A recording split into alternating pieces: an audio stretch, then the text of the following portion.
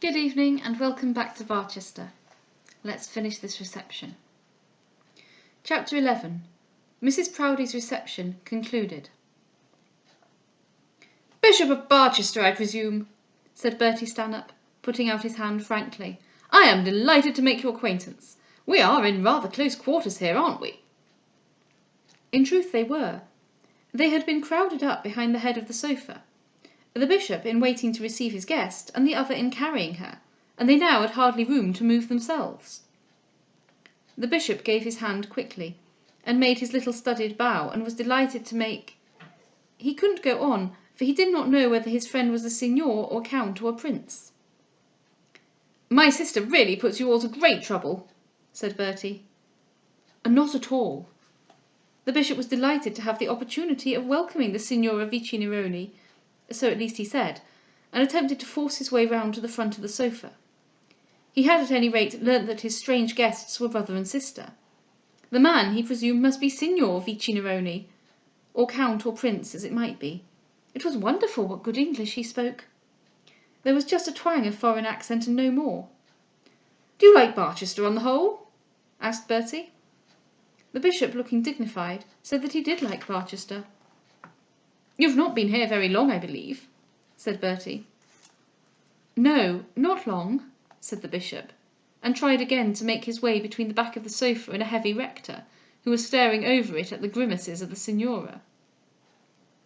"You weren't a bishop before, were you?" Dr. Proudie explained that this was the first diocese he had held. "Ah, I thought so," said Bertie. "But you are changed about sometimes, aren't you?"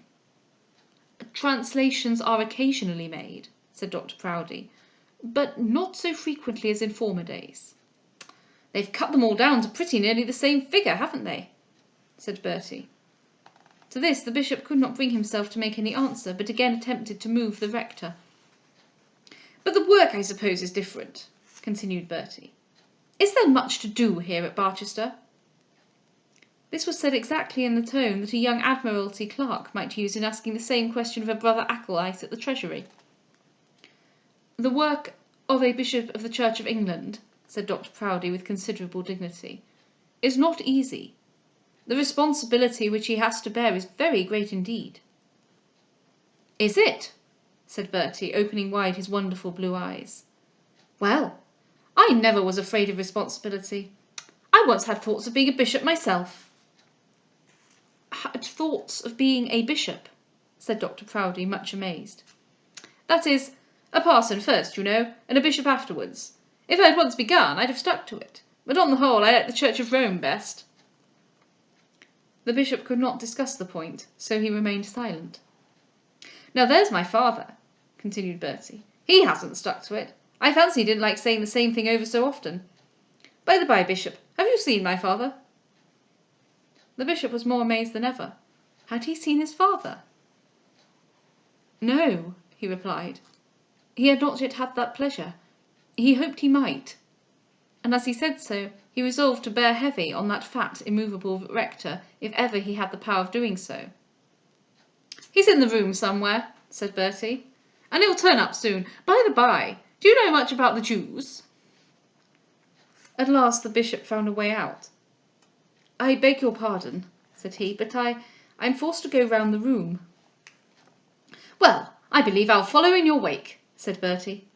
"Terribly hot, isn't it?" This he addressed to the fat rector, with whom he had brought himself into the closest contact.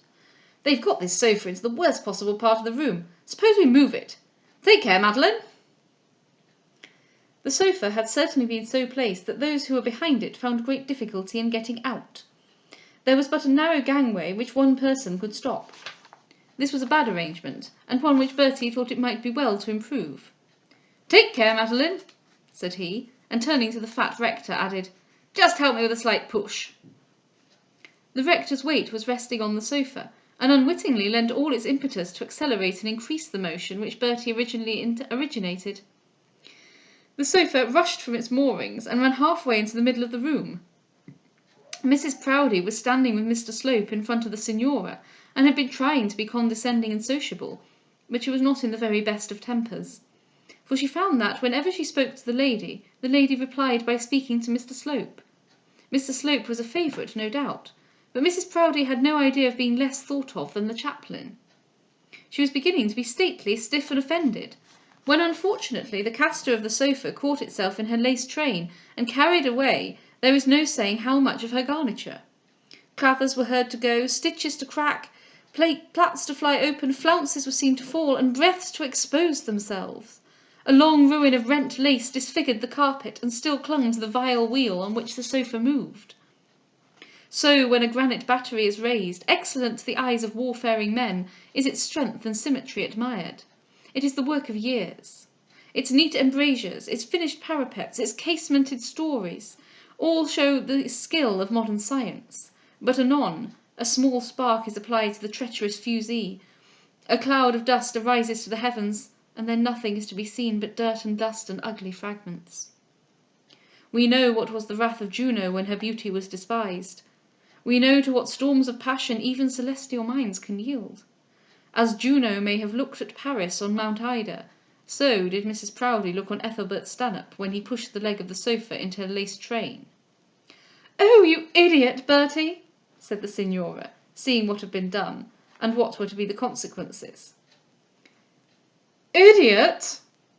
re-echoed Mrs. Proudie, as though the word were not half strong enough to express the meaning required. "I'll let him know!" And then, looking round to learn at a glance the worst, she saw that at present it behoved her to collect the scattered debris of her dress.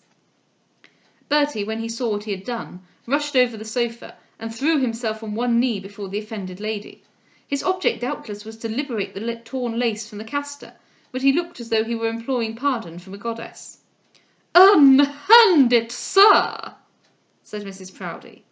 From what scrap of dramatic poetry she had extracted the word cannot be said, but it must have rested on her memory, and now seemed opportunely dignified for the occasion. "I'll fly to the looms of the fairies to repay the damage, if you'll only forgive me," said Ethelbert, still on his knees. "Unhand it, sir!" said Mrs. Proudie, with redoubled emphasis and all but furious wrath. This allusion to the fairies was a direct mockery, and intended to turn her into ridicule. So at least it seemed to her. "Unhand it, sir!" she almost screamed. "It's not me, it's the cursed sofa," said Bertie, looking imploringly in her face, and holding up both his hands to show that he was not touching her belongings, but still remaining on his knees. Hereupon the Signora laughed, not loud indeed, but yet audibly.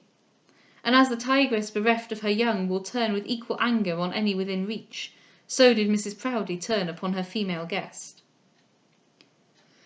"Madam," she said, and it is beyond the power of prose to tell of the fire which flashed from her eyes. The Signora stared her full in the face for a moment, and then turning to her brother said playfully, "Bertie, you idiot, get up." By this time the bishop and Mr. Slope and her 3 daughters were around her, and had collected together the wide ruins of her magnificence. The girls fell into circular rank behind their mother, and thus following her and carrying out the fragments, they left the reception rooms in a manner not altogether devoid of dignity. Mrs. Proudie had to retire and rearrange herself. As soon as the constellation had swept by, Ethelbert rose from his knees, and turning with mock anger to the fat rector, said, "After all, it was your doing, sir, not mine. But perhaps you were waiting for preferment, and so I bore it." Whereupon there was a laugh against the fat rector, in which both the bishop and the chaplain joined, and thus things got themselves again into order. "Oh, my lord, I am so sorry for this accident," said the Signora, putting out her hand so as to force the bishop to take it. "My brother is so thoughtless. Pray sit down, and let me have the pleasure of making your acquaintance. Though I am so poor a creature as to want a sofa, I am not so selfish as to require it all." Madeline could always dispose herself so as to make room for a gentleman, though, as she declared, the crinoline of her lady friends was much too bulky to be so accommodated. "It was solely for the pleasure of meeting you that I have had myself dragged here," she continued. "Of course, with your occupation one cannot even hope that you should have time to come to us, that is, in the way of calling. And at your English dinner parties all is so dull and so stately. Do you know, my lord, that in coming to England my only consolation has been the thought that I should know you?"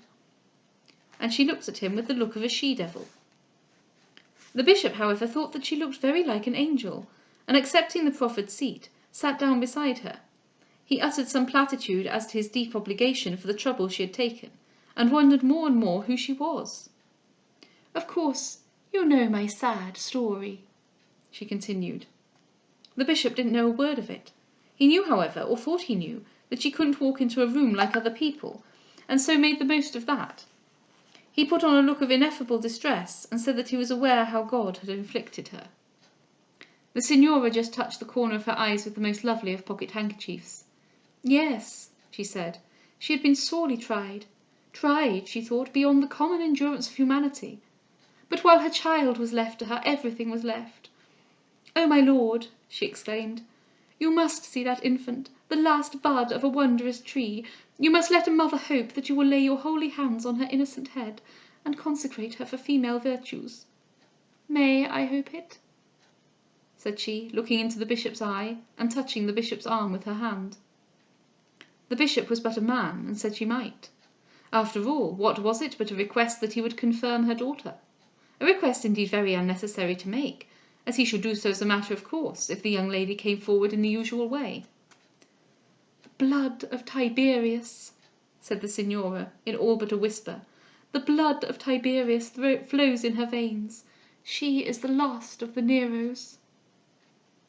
The bishop had heard of the last of the Visigoths, and had floating in his brain some indistinct idea of the last of the Mohicans, but to have the last of the Neros thus brought before him for a blessing was very staggering.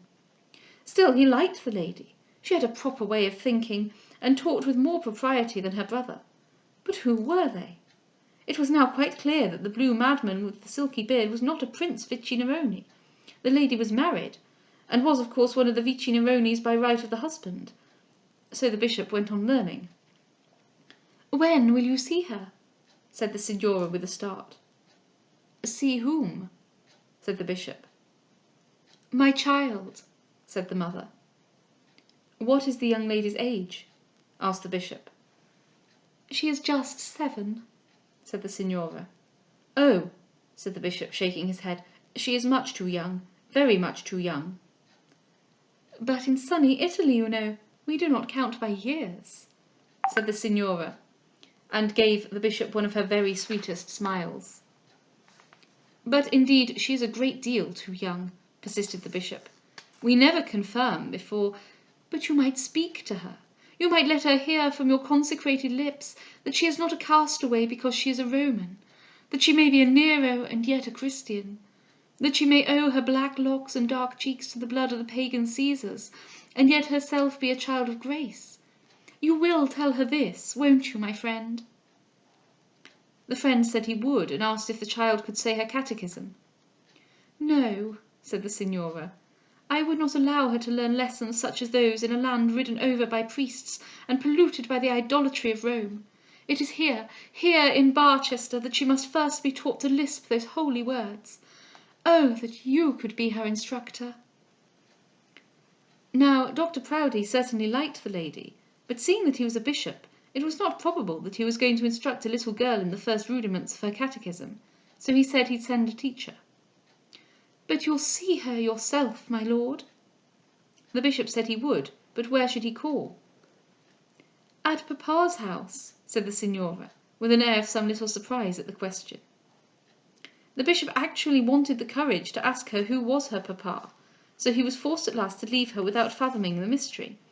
Mrs. Proudie, in her second best, had now returned to the room, and her husband thought it as well that he should not remain in too close conversation with the lady whom his wife appeared to hold in such slight esteem.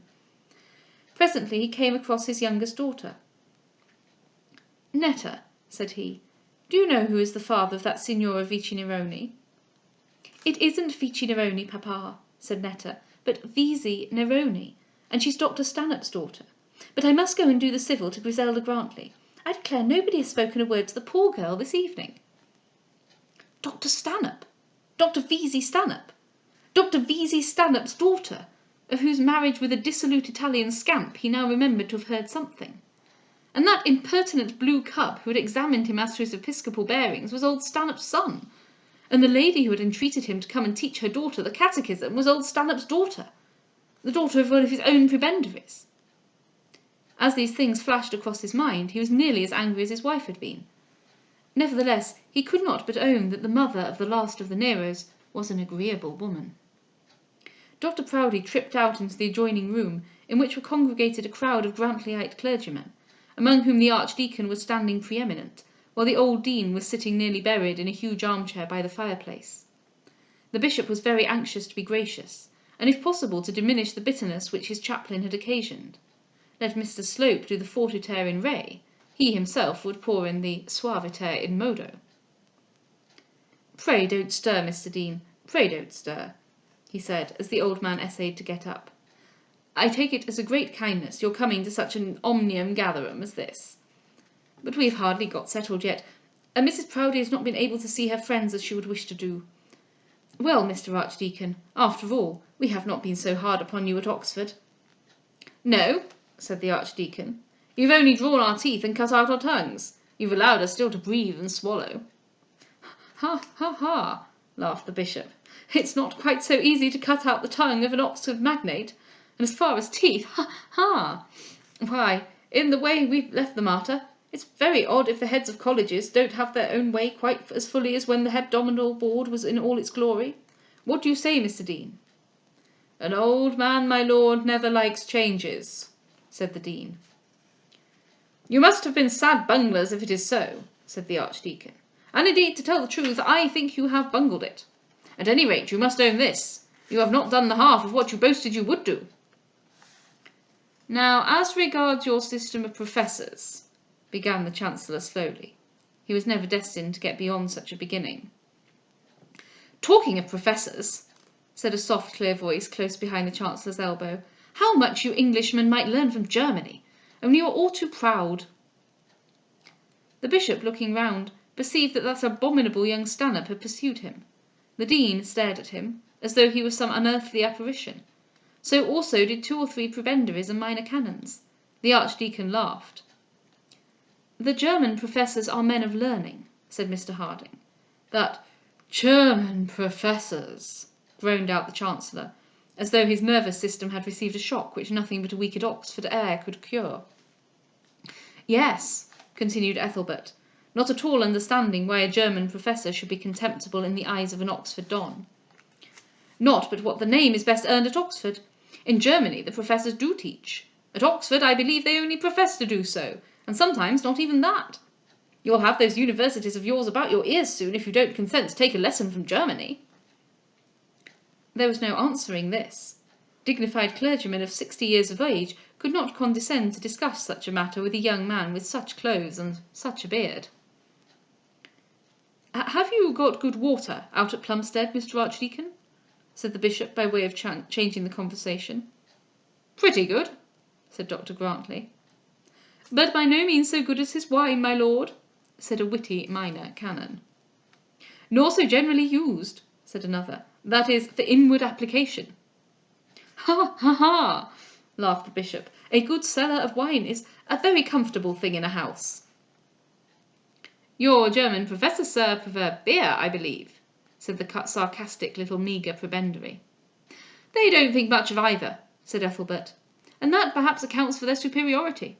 Now the Jewish professor—" The insult was becoming too deep for the spirit of Oxford to endure, so the Archdeacon walked off one way and the Chancellor another, followed by the disciples, and the bishop and the young reformer were left together on the hearthrug.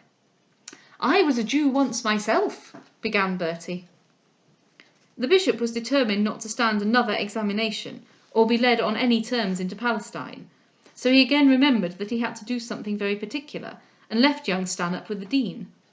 The dean did not get the worst of it, for Ethelbert gave him a true account of his remarkable doings in the Holy Land. "Oh, Mr. Harding," said the bishop, overtaking the ci devant warden, "I wanted to say one word about the hospital. You know, of course, that it is to be filled up." Mr. Harding's heart beat a little, and he said that he had heard so. "Of course," continued the bishop, "there can be only one man whom I would wish to see in that situation. I don't know what your views may be, Mr. Harding." "They are very simply told, my lord," said the other. "To take the place if it is offered be, and to put up with the want of it, should another man get it." The bishop professed himself delighted to hear it. Mr. Harding might be quite sure that no other man would get it. There were some few circumstances which would in a slight degree change the nature of the duties. Mr. Harding was probably aware of this, and would perhaps not object to discuss the matter with Mr. Slope. It was a subject to which Mr. Slope had given a good deal of attention. Mr. Harding felt he knew not why oppressed and annoyed. What could Mr. Slope do to him? He knew that there were to be changes.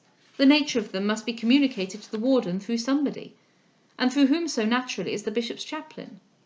It was thus he tried to argue himself back into an easy mind, but in vain.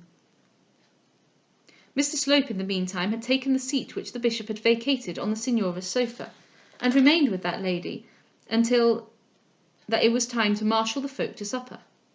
Not with contented eyes had Mrs. Proudie seen this. Had not this woman laughed at her distress, and had not Mr. Slope heard it? Was she not an intriguing Italian woman, half wife and half not, full of affectation, airs, and impudence? Was she not horribly bedizened with velvet and pearls too, which had not been torn off her back? Above all, did she not pretend to be more beautiful than her neighbours? To say that Mrs. Proudie was jealous would give a wrong idea of her feelings. She had not the slightest desire that Mr. Slope should be in love with herself, but she desired the incense of Mr. Slope's spiritual and temporal services, and did not choose that they should be turned out of their course to such an object as Signora Neroni. She considered also that Mr. Slope ought in duty to hate the Signora, and it appeared from his manner that he was very far from hating her. "Come, Mr. Slope," she said, sweeping by, and looking all that she felt. "Can't you make yourself useful? Do pray take Mrs. Grantley down to supper." And Mrs. Grantley heard and escaped.